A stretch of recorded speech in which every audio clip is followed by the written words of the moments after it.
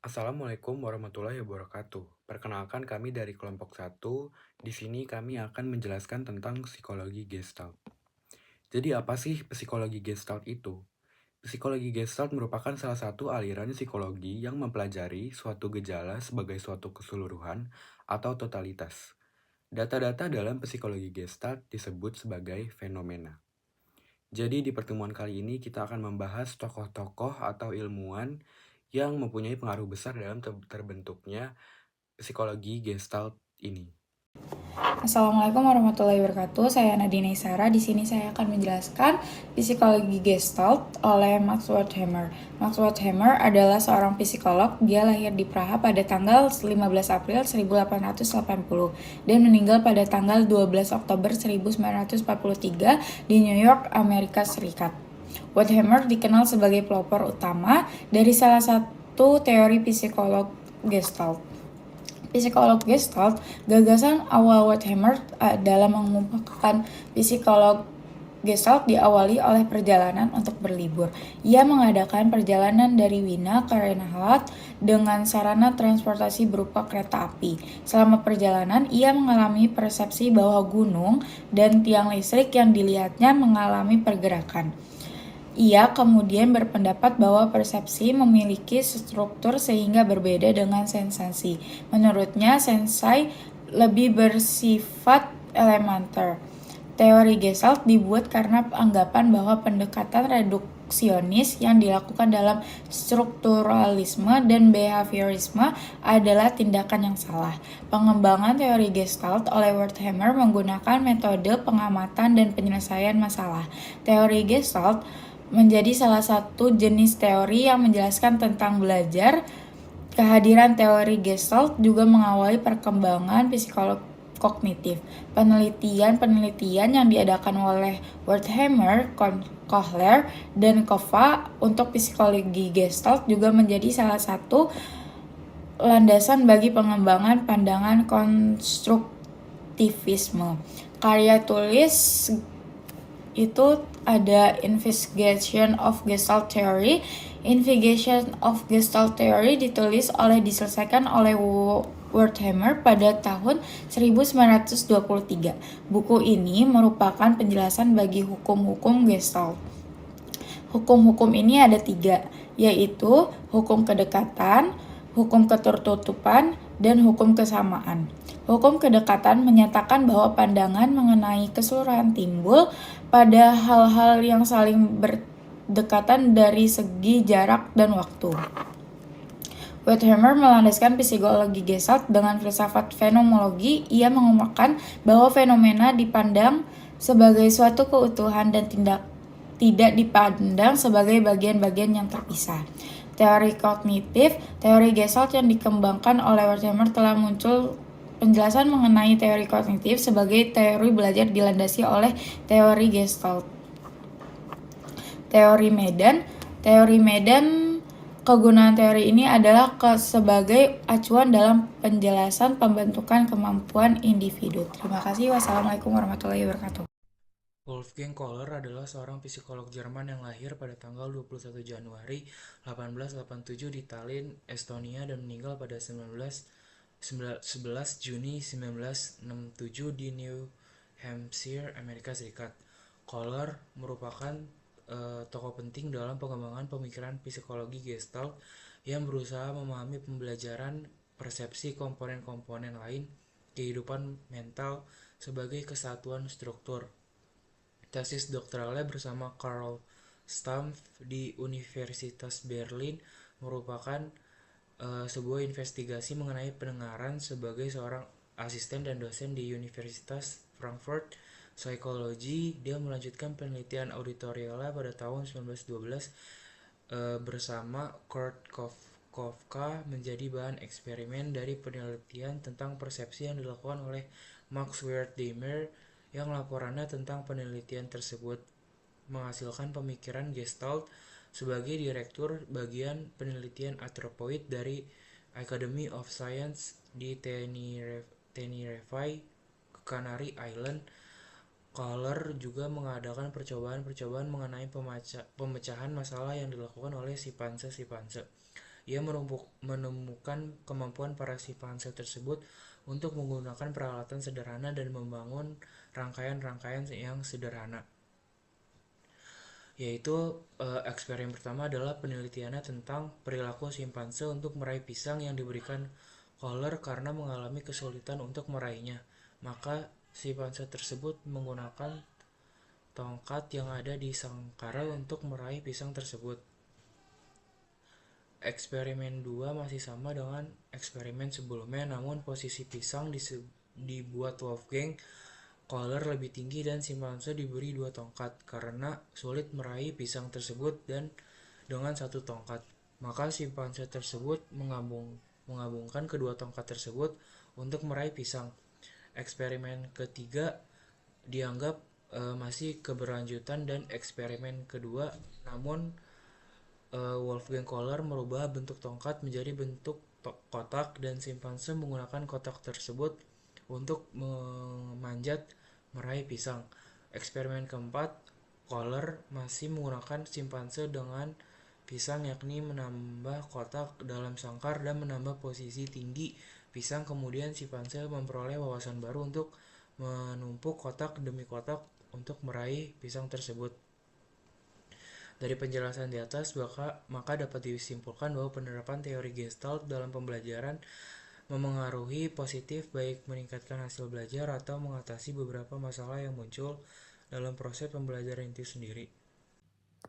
Kurt Kafka adalah seorang psikolog Jerman yang dikenal sebagai salah satu pendiri aliran psikologi Gestalt. Ia berkontribusi besar dalam mengembangkan pemahaman tentang persepsi dan bagaimana individu mengorganisir pengalaman mereka. Kafka juga menekankan pentingnya konteks dalam memahami perilaku dan pengalaman manusia. Karya-karyanya terutama Principles of Gestalt Psychology menjadi referensi penting dalam bidang psikologi. Kurt Kafka lahir pada 18 Maret 1886 di Wrocław, Polandia. Ia menempuh pendidikan di Universitas Jena dan Universitas Berlin, di mana ia terpengaruh oleh pemikiran psikologi dan filsafat. Kafka menjadi salah satu pendiri psikologi Gestalt bersama Max Wertheimer dan Wolfgang Kohler. Pada tahun 1921, ia menerbitkan bukunya yang terkenal, Principles of Gestalt Psychology, yang menjelaskan konsep-konsep dasar dalam psikologi Gestalt, seperti persepsi dan pengorganisasian pengalaman. Kafka berpendapat bahwa keseluruhan suatu pengalaman lebih penting daripada bagian-bagiannya.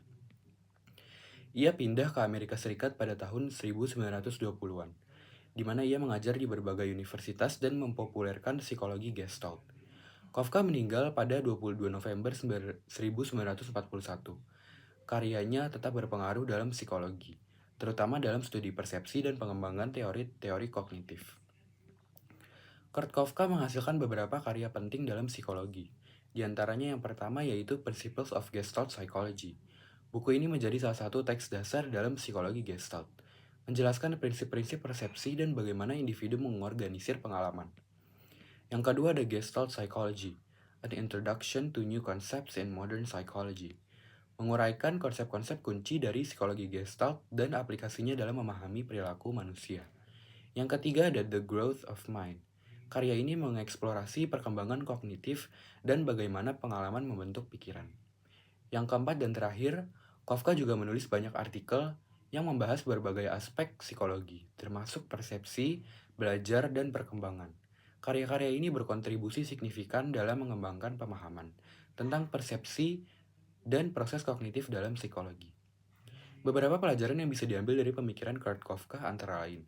Yang pertama, pentingnya konteks. Kafka menekankan bahwa pengalaman tidak dapat dipahami hanya dengan memisahkan bagian-bagian, tetapi harus dilihat dalam konteks keseluruhan. Yang kedua ada persepsi sebagai proses aktif. Ia menunjukkan bahwa persepsi adalah hasil dari proses aktif di mana individu mengorganisir informasi yang diterima. Yang ketiga adalah interaksi antara pikiran dan lingkungan. Kafka berpendapat bahwa pikiran dan lingkungan saling mempengaruhi, sehingga penting untuk mempertimbangkan kedua aspek tersebut dalam studi psikologi. Yang keempat adalah perkembangan kognitif. Kafka menggarisbawahi pentingnya pengalaman dalam perkembangan kognitif, yang menunjukkan bahwa pembelajaran berlangsung seumur hidup. Dan yang terakhir ada holisme. Pendekatannya mengajak kita untuk melihat keseluruhan daripada sekadar fokus pada bagian-bagian yang terpisah, yang relevan dalam berbagai disiplin ilmu. Terima kasih. Kurt Lewin. Lewin memiliki nama lengkap Kurt Zadek Lewin. Ia lahir pada tanggal 9 September 1890 dengan kondisi ekonomi kelas menengah. Kurt Lewin merupakan tokoh psikologi terapan yang terkenal dengan teori medan sebagai penggabungan antara ilmu fisika, ilmu kimia, dan ilmu psikologi. Lewin juga dikenal sebagai pelopor dari pendirian psikologi sosial modern. Bahkan pada tahun 2002, Lewin merupakan tokoh psikologi terkemuka dengan posisi 18 teratas psikolog terpengaruh di dunia psikologi. Penelitiannya lebih banyak ke bidang psikologi sosial. Gabungan antara bidang ilmu fisika, kimia, dan psikologi dapat ditemukan dalam teori Kurt Lewin, sehingga teori yang dihasilkan oleh Lewin berbeda dengan tokoh psikologi lainnya. Dalam salah satu teori psikologi yang terkenalnya adalah teori medan. Teori medan ini didasari pada pemikiran ilmu fisika, yaitu fenomena magnet atau listrik, dan gravitasi sebagai sarana menjelaskan konsep teorinya. Konsep pemikiran ini kemudian diterapkan dalam psikologi menjadi psikologi Gestalt. Dalam memahami teori Lewin, terdapat 3 asumsi Gestalt yang mendasari teori medan Lewin. Pertama, untuk memahami psikologi menurut Lewin saling berhubungan satu sama lain, bukan suatu elemen atau ukuran tertentu. Kedua, hal yang saling berhubungan akan memicu hubungan lain dengan wilayah psikologis lainnya. Ketiga, menurut Lewin, teori medan menjadi landasan dalam memahami psikologis. Teori medan Lewin dalam struktur kepribadian. Konsep teori medan sudah dijelaskan sebelumnya, yaitu penjelasan yang disajikan oleh Lewin merupakan daya tarik magnet sel pada bidang ilmu biologi. Terdapat ruang hidup yang digambarkan elif besar sebagai ruang lingkup dari semua yang ada di hidup kita. Kemudian dalam elif tersebut terdapat daerah pribadi dan daerah lingkungan psikologis. Dalam bidang elif tersebut terdapat regional yang mencerminkan bagian tingkatan kedekatan kita terhadap hubungan dengan dunia luar. Semakin menjauh dari daerah pribadi, semakin tidak mempengaruhi kita untuk bertindak. Kemudian setiap regional memiliki boundaries yang menunjukkan hubungan diri kita terhadap lingkungan kita. Semakin tebal garis regional, semakin sulit ditembus oleh kita. Konsep teori medan Lewin adalah setiap regional memiliki tegangan yang berbeda-beda, dan energi terjadi karena adanya perbedaan tegangan antar regional. Jika regional tersebut memiliki tegangan yang tinggi, artinya regional tersebut memiliki dorongan atau keinginan yang kuat dan bertindak. Alur gerakan tegangan ini akan mengalir dari regional yang memiliki tegangan tinggi ke regional tegangan yang lebih rendah. Namun, untuk bisa berpindah dari regional satu ke regional lainnya, harus memiliki boundaries yang tipis atau mudah ditebus. Juga, semakin bertambahnya usia, semakin bisa membedakan antara mana yang realistis dan yang tidak realistis. Semakin bertambahnya usia, orang akan berusaha mendapatkan hasil semaksimal mungkin dengan usaha yang seminim mungkin. Tokoh yang kelima ada Ernest Mach.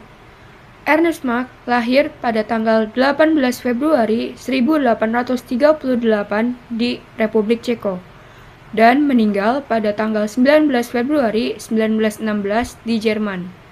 Ia adalah seorang fisikawan dan filsuf yang terkenal karena memberikan sumbangan besar terhadap fisika, filsafat, dan psikologi fisiologis. Pada tahun 1855, Mach mendaftar sebagai mahasiswa di Universitas Wina yang mempelajari tentang fisika, filsafat, dan matematika. Lalu, pada tahun 1860, ia menerima gelar doktor dalam bidang fisikanya. Pada tahun 1864, ia ditawari jabatan sebagai profesor matematika di Universitas Graz. Minat beliau kini beralih ke psikologi dan fisiologi sensasi, juga kedisiplinan baru psikofisika. Selama di sana, ia menemukan ilusi optik fisiologis yang dikenal sebagai pita Mach. Dalam bidang psikologi, Mach mempelajari hubungan sensasi kita dengan rangsangan eksternal seperti ruang, waktu, warna, dan suara.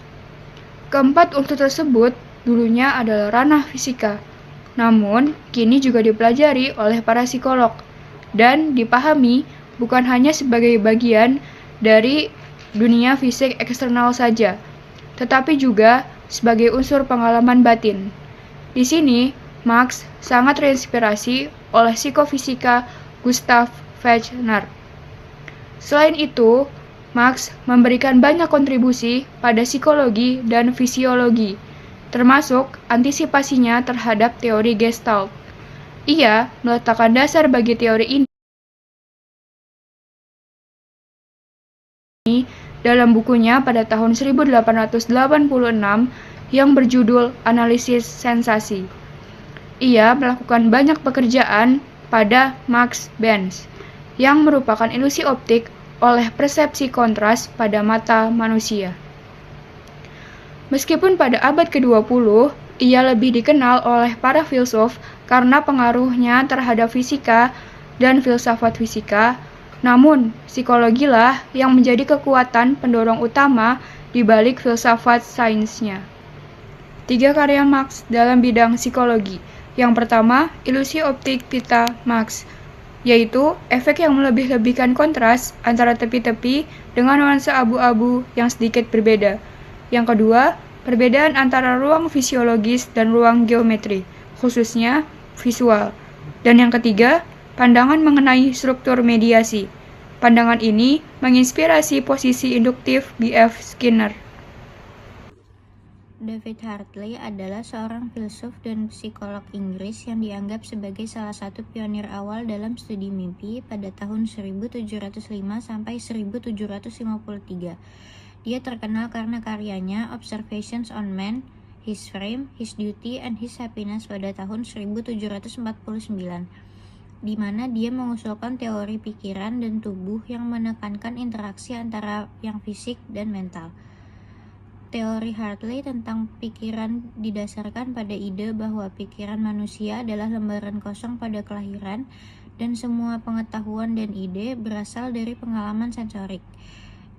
Dia percaya bahwa otak adalah organ fisik yang menerima dan memproses impresi sensorik, yang kemudian disimpan sebagai ide atau kenangan.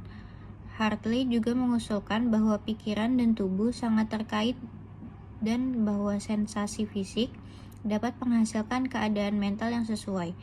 Dia percaya bahwa otak adalah tempat di mana pikiran berada dan bahwa proses mental dapat dijelaskan dalam hal proses fisik. Karya Hartley memiliki pengaruh signifikan dalam pengembangan psikologi dan studi mimpi. Dia percaya bahwa mimpi adalah hasil dari pemrosesan pikiran terhadap impresi sensorik selama tidur dan bahwa mereka dapat memberikan wawasan tentang cara kerja pikiran. Karyanya menjadi dasar bagi penelitian selanjutnya tentang sifat dan fungsi mimpi serta hubungan antara pikiran dan tubuh.